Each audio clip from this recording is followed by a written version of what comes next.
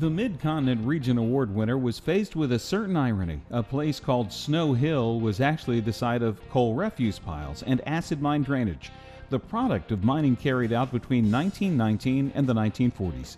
Two large coal refuse piles on Snow Hill were polluting Vigo County's North Coal Creek, which leads to Indiana's most famous river, the Wabash. Debris from the piles also clogged the creek, and erosion made the area unstable, posing a danger to the public. The state considered one surefire option to fix things. We considered possibly picking up the piles and moving them elsewhere, up away from the creek, to limit the water moving through the piles. That was quite cost prohibitive.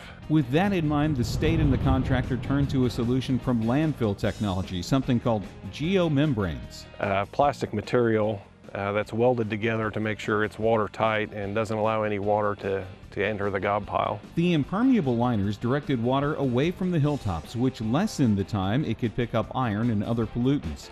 At the same time, engineers looked at how to direct water away from the sides of the piles.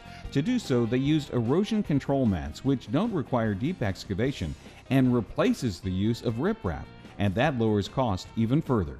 The state then constructed a 3-stage aerobic wetland and settling pond to remove more iron from the water and regraded the embankments. This is Indiana's second consecutive Mid-Continent Region Award.